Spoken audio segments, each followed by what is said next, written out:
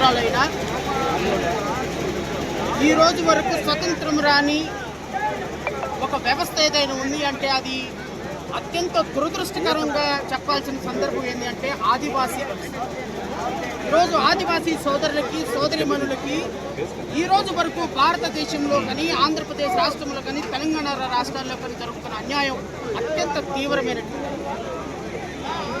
గత ప్రభుత్వం 2020వ సంవత్సరంలో ఆదివాసీలకు సంబంధించినటువంటి 100% ఇచ్చే రిజర్వేషన్లు ఇచ్చేటువంటి జీవోఎంఎస్ నెంబర్ 3ని ఆంధ్రప్రదేశ్ రాష్ట్ర ప్రభుత్వం గతంలో పనిచేస్తున్నటువంటి 2020లో పనిచేసినటువంటి ప్రభుత్వం సమర్థవంతంగా వాదనలు వినిపించని కారణంగా ఈరోజు సుప్రీంకోర్టులో ఆ కేసు ఓడిపోవడం జరిగింది.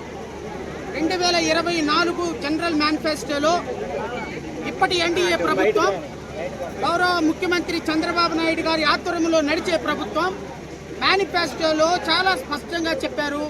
2024 జూన్ 11 తర్వాత ఏర్పడిన ప్రభుత్వం ఆదివాసీలకు సంబంధించిన జీవోఎంఎస్ నెంబర్ 3ని పునరుద్ధరిస్తామని జాయింట్ మేనిఫెస్టోలో పెట్టినా కానీ 2 సంవత్సరాలైనా ఇప్పటికీ జీవోఎంఎస్ నెంబర్ 3 మీద ఏ విధమైన స్పష్టమైన ప్రకటన చేయదు.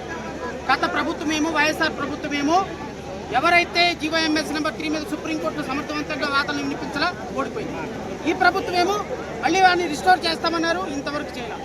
ఈరోజు ఆదివాసీ బిడ్డలు ఉద్యోగాలు లేక వాళ్ళ ఉద్యోగాలు వేరే వాళ్ళు దోచుకొని షెడ్యూల్డ్ ఏరియాల్లో ఇంతవరకు 1/70 యాక్ట్ ప్రాపర్గా అమలుపరచక 1,40,000 ఎకరాలు అన్యాక్రాంతమై షెడ్యూల్డ్ ఏరియాల్లో నిరుద్యోగులుగా చిన్నపిల్లలు నిరుద్యోగులుగా పేదవాళ్ళు నిరుపేదలుగా ఇంకా ఇంకా ఇంకా ఇప్పటికీ మారుతున్నారు. సరైన వైద్య సదుపాయాలు లేవు, విద్యా సదుపాయాలు లేవు, కాలేజీలు లేవు, స్కూల్స్ లేవు.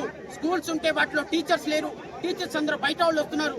ఈరోజు ఈ సమస్యలన్నింటినీ కూడా ఏకకంఠంతో ఉద్యమించడానికి ఇక్కడ ఆదివాసీ సోదరులు వేలాదిగా ప్రజెంట్ అయ్యారు. ఈరోజు ఐటీడీఏలో జరుగుతున్న అక్రమాల మీద కూడా, ఐటీడీఏలో జరుగుతున్నటువంటి ప్రతి అక్రమం మీద కూడా ఈరోజు గిరిజన విద్యార్థులు గిరిజన బిడ్డలు తిరగబడుతున్నారు. ఖచ్చితంగా రాష్ట్ర ప్రభుత్వం స్పందించాలి. రేపు ఆగస్టు 14వ తారీఖున విజయవాడలో కూడా ఒక పెద్ద నిరసన దీక్ష జీవోఎంఎస్ నెంబర్ 3 రిస్టోర్ చేయాలి అని మేము కూడా విజయవాడలో ధర్నా చౌక్ లో చేస్తున్నాం. ఆ ధర్నాకి ప్రతి ఒక్క ఆదివాసీ బిడ్డ తరలి రావాలని కోరుతున్నాం. ఈ రోజు ఆదివాసీ జాయింట్ యాక్షన్ కమిటీ ఇచ్చినటువంటి పిలుపుని అందుకొని వచ్చిన వేలాది మంది ఆదివాసీలకి సోదరులకు అందరికీ కూడా నమస్కారాలు తెలియజేసుకుంటూ ఈ ఆదివాసీల్ని ఏకతాటి మీద నడిపిస్తున్నటువంటి మా ఆదివాసీ జేఏసీ యొక్క చైర్మన్ గారిని ఒక 2 మాటలు మాట్లాడవలసిందిగా కోరుతున్నాం.